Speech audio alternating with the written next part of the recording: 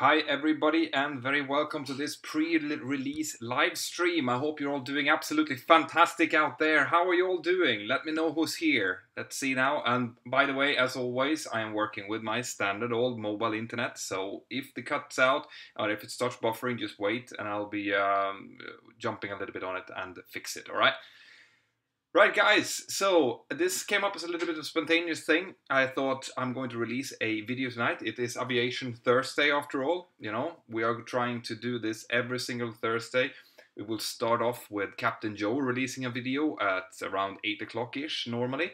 And then I will release a video at 9 o'clock. So hopefully it will keep you guys busy and let you enjoy a little bit of aviation contact every Thursday. Okay, unless something unexpected happened. So, how are you all doing out there, guys? Can you all see me? Just write yes if that's the case. I see that Pilot Go is here, Yusuf, Aviation fans worldwide. Great, it's great. There's loads of you guys here.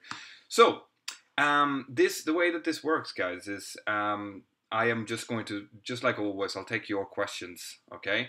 And then I will probably finish off. We just recommend you guys to go and watch the videos that both me and Captain Joe will be releasing during the day. And then I am trying to get a hold of some of the other aviation YouTubers as well to see if we can all coordinate so that you have a proper Aviation Thursday, okay, where there's loads of new content being released. Right, guys.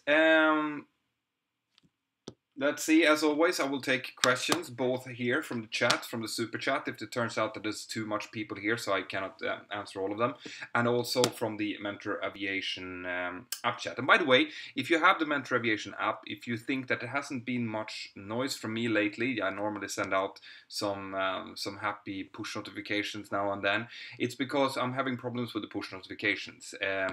There's so many uses of the Mentor Aviation app at the moment that it takes quite a while for the push server to send out the push notifications. So we're working on that now to compress it. So in the next week or so, you are going to start getting these push notifications again. But up until then the notifications that you normally get prior to a spontaneous live stream like this will probably not come. But it will come very, very soon, and I am keeping to uploading new videos, new documentaries, and there's a whole lot going on in the chat talking about schools, what to think about before you do your first solo and stuff like that. So there's loads of things going on inside of the app chat. Please sign up completely free and join the community because it's a great community. It's really supportive. Everyone is helping each other out and answering questions. We have quite a few airline pilots in there as well who are happy to give their advice. You can just put Alpha Annie Fluff, for example, or Ava or me, Mentor, and one of us will surely be there to answer your questions.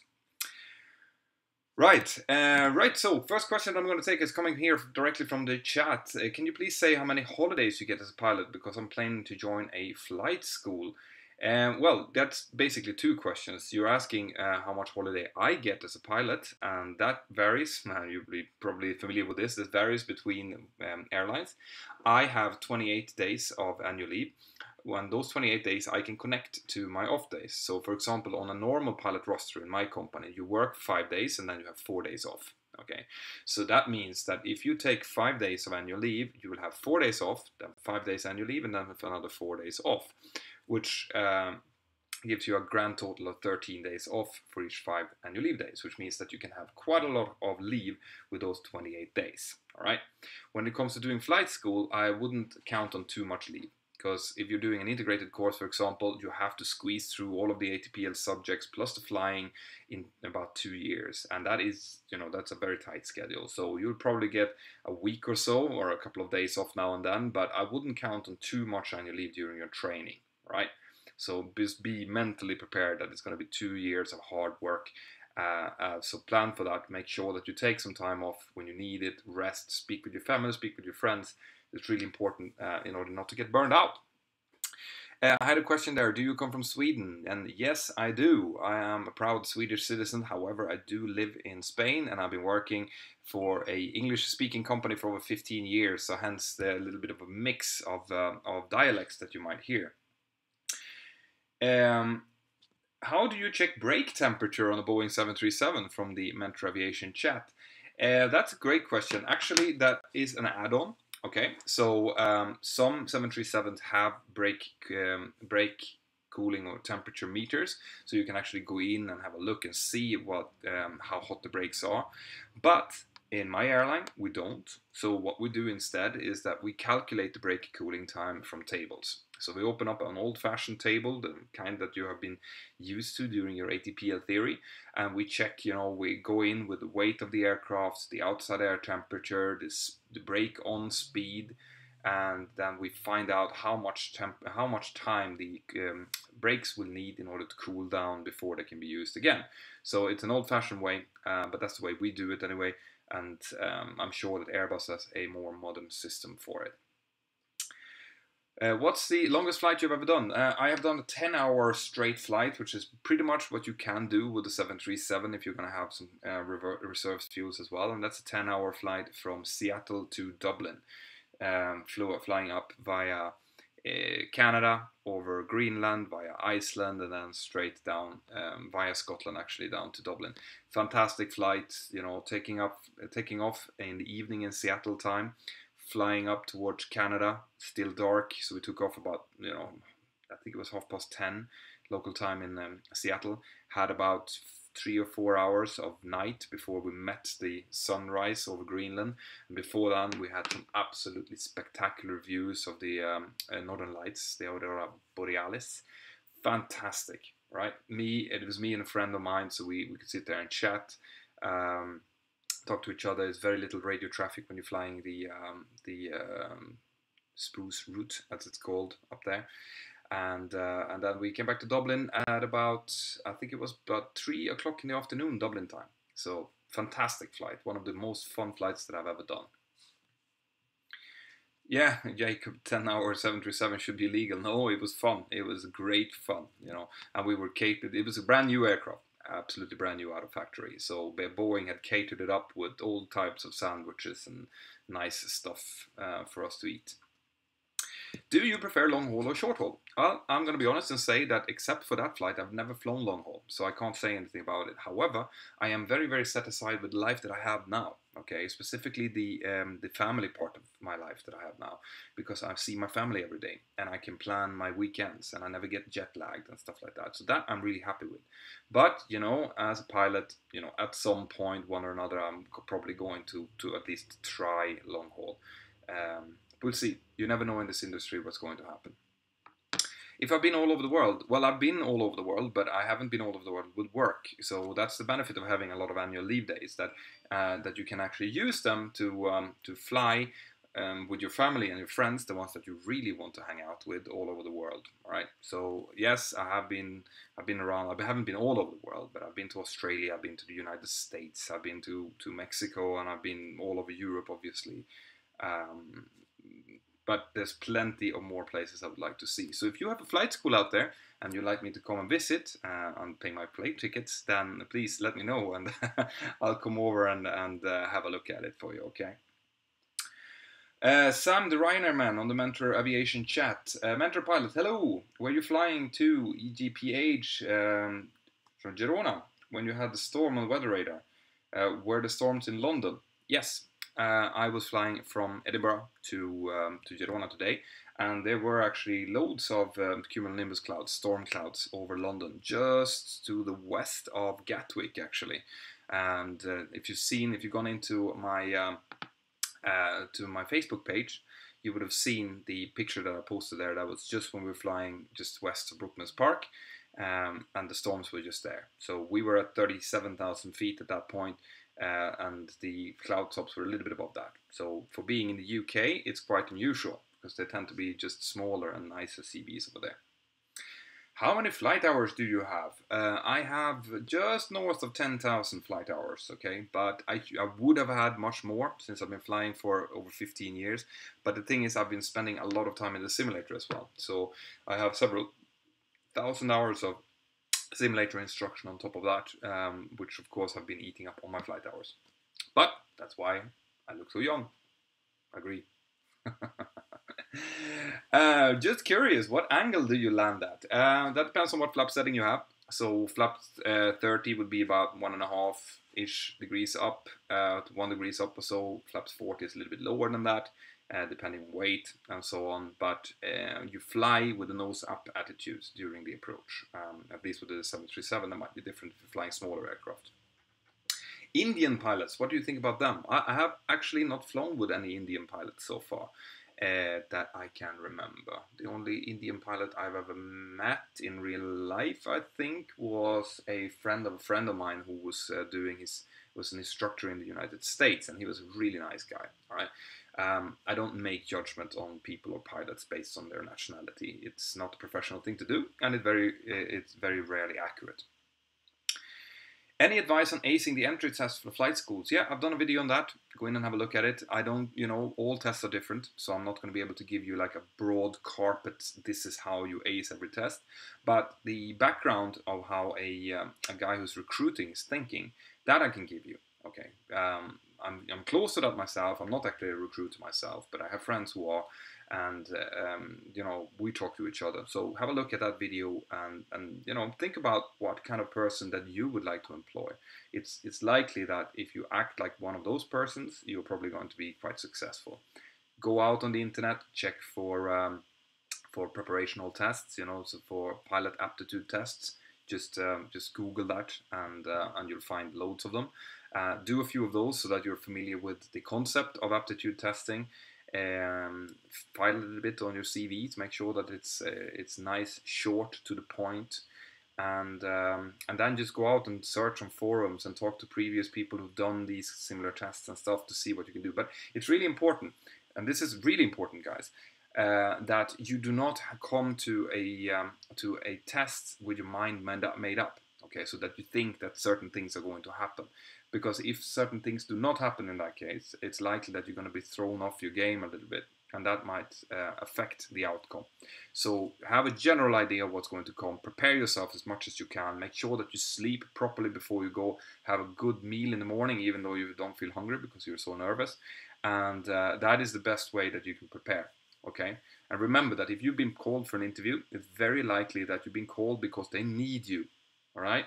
You've been called because they want you there, they want you to get the job. They don't want to be interviewing loads and loads of people. They just want to find their employees and get on with it. So you already have a step up. You're already kind of shoo-in for the job. So if you have that mentality, it's going to be better than if you think that they're chasing after you. All right? Because you're going to be less nervous and you're going to do better for yourself. Indigo Cadet Program, please evaluate. I have no experience with the Indigo Cadet Program. As far as I know, it's connected to Indigo Airlines. As far as I've understood, it's also fairly expensive, but it does have an airline job at the far end of it, providing, and this is also always true, providing that you are successful in your training. Okay, it's always going to be. You're never going to be guaranteed a job anywhere. All right, you're always going to be connected to you being successful in the training. So as far as I know, it's fairly expensive, but you will end up with a job after it, which kind of makes it could be worth it. All right. All right, first entry into the super chat, John Schumacher. Good day, good day to you, John. Excellent to have you here. John is one of my biggest providers here in the super chat. He's always in there. Thank you very much for supporting the channel. It's great. And I have another one here from Hacker known as, but there's no question to it. So Hacker, if you have a question and you didn't enter it when you enter the value, then please contact me through my Facebook page. Just write me a question there and I will answer it for you, because I always guarantee that I will answer the questions that are being posted on the super chat. How do you start an engine? Well, once again, I've just done a video on that. I can do a little bit of elaboration on that. Okay, so I have a video here on YouTube about how I start how we start our jet engines. Okay, what I didn't going down a little bit. So if it's buffering, guys, just stand by. It's going to come back very, very soon. Okay, that was not good. Let's see, come on. Steam resumed.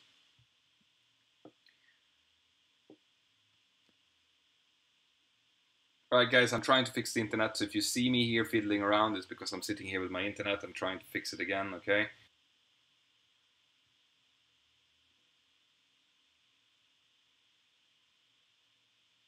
There we go. Right guys, back up and working again. There's loads of tourists here in Spain at the moment, and they're stealing all of the internet. So it happens every year, and it's fortunate it's like that. So what I was talking about was the how to start an engine. So like I said, on YouTube I have a video showing you exactly how we start the engine, seen from a cockpit perspective. Now on top of that, in order to start the engines, you are going to need bleed air. At least in the 737 at the moment. Okay, the bleed air is provided by either the APU that I did a video on a couple of weeks back, or an external ground source. All right, you can use both of them.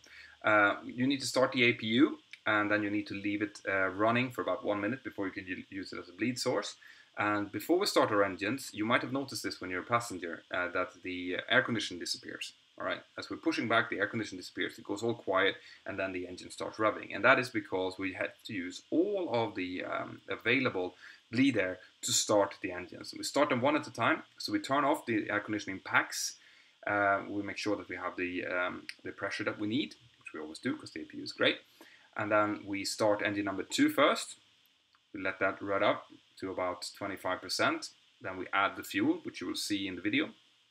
We look for EGT light up, make sure that all of the engine parameters are increasing at the correct rate, and then it will go up at about 56%, it will cut off, okay? The starter will cut off and the engine will just be continuing to rotate by itself, okay? And then once that is done, we call starter cutout, we make sure that everything is fine, so the remaining pilot says monitor engine number 2 stabilized, call for ground clearance to start engine number 1, and then we start engine number 1 and doing the same thing. So once again, check out the video here on YouTube. It will show you exactly how we do it.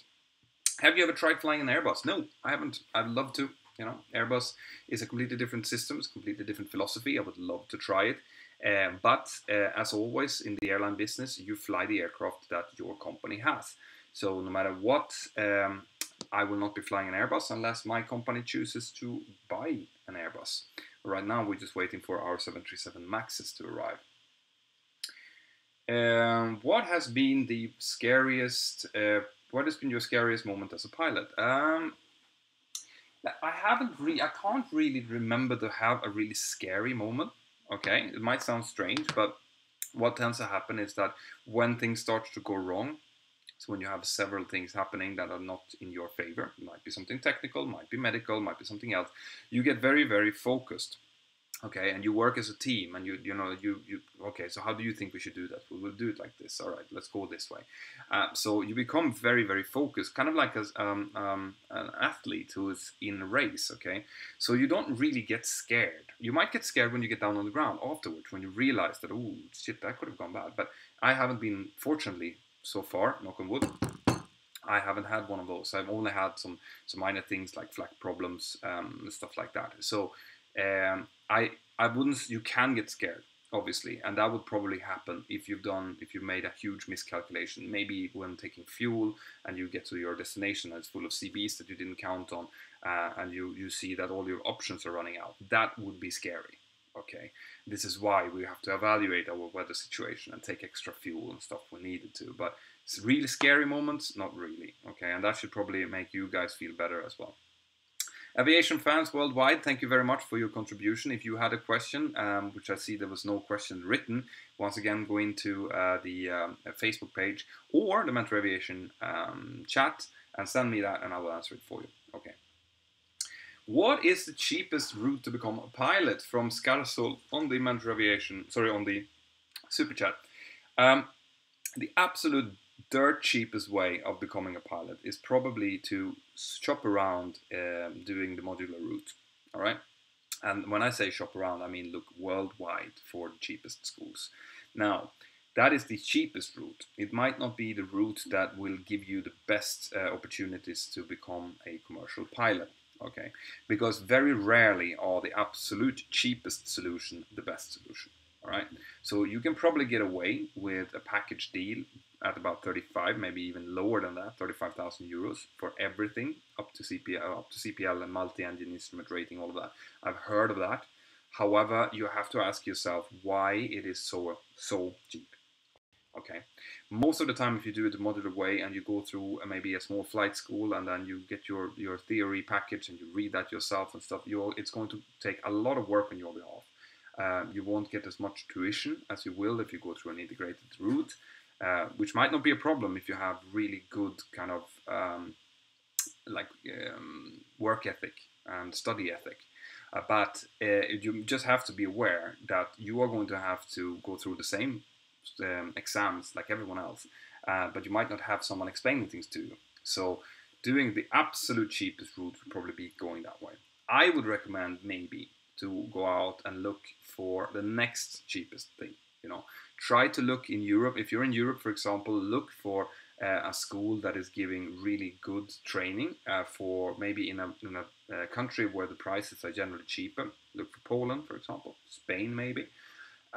Look for the schools there. See what previous students have been saying, if they're happy with their training, if they're getting employed, also very important. And if they are getting employed and it's that much cheaper, don't worry about the fact that you have to move away from your home country. Okay? You're going to have to move away from your home country in most cases anyway when you go into this occupation. See it as an adventure.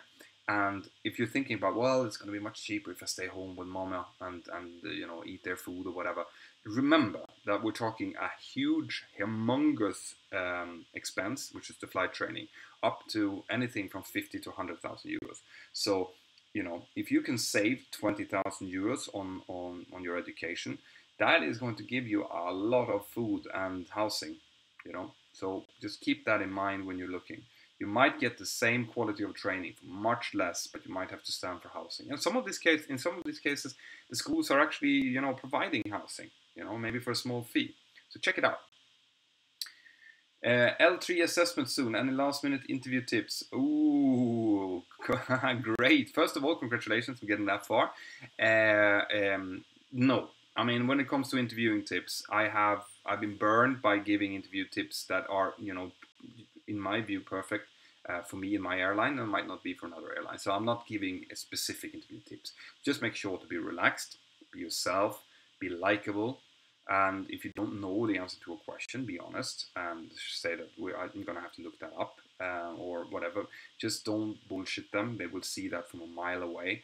And smile, engage with them, show that you want the job, be well read up about whatever the airline is that you're applying to.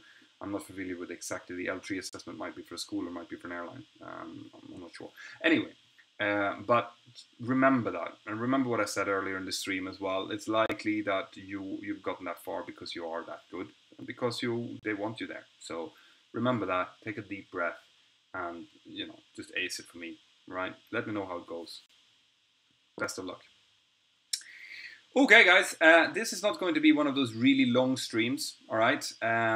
Basically, I just wanted to do this stream to prepare you guys that it is Aviation Thursday. I am trying to invent that concept of Aviation Thursday, so there will be a Captain Joe video, I hope. I haven't checked on him this week. There will be a Mentor Pilot release at 9, so just be out there, make sure, and you help the channel by sharing it.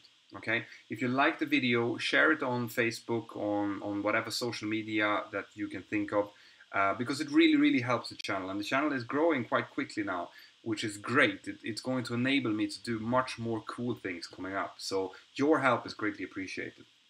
Right, we have another question here from Prantik Banjere on the super chat. How was your experience at the Boeing factory? That's great.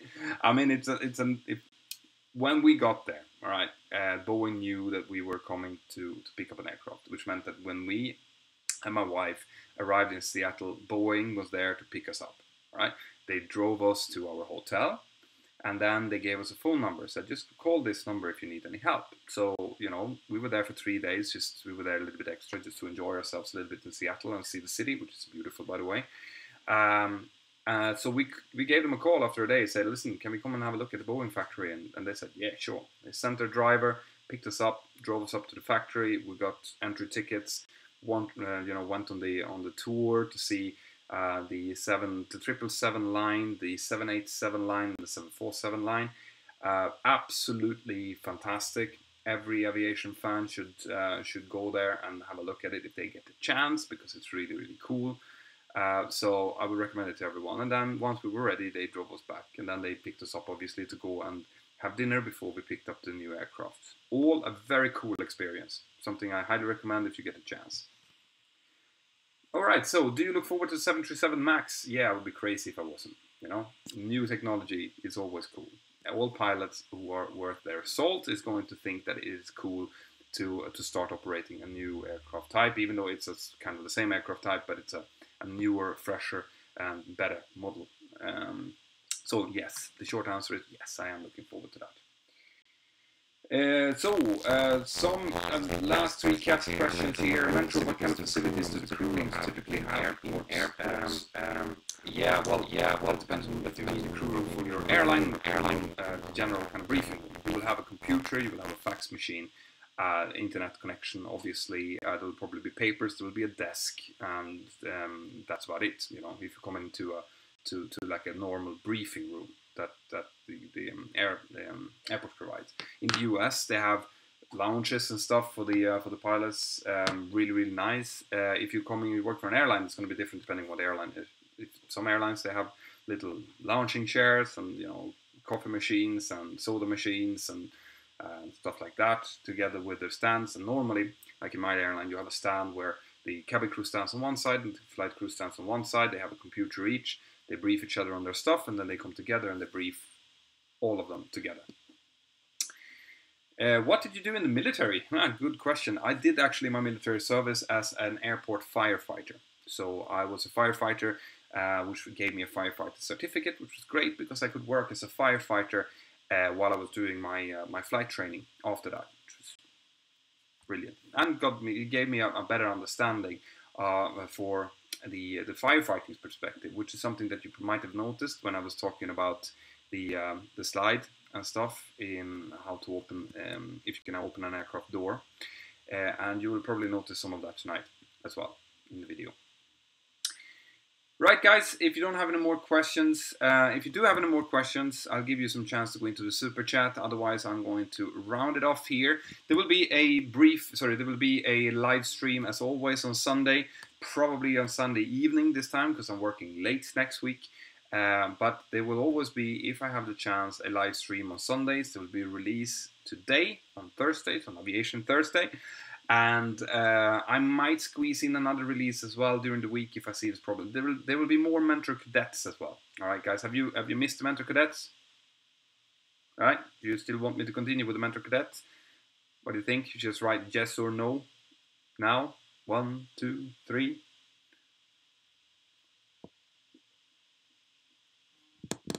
All right, there's not getting much yes. We get some more yes there. Yes, more yeses. Good. I mean, cadet, yes.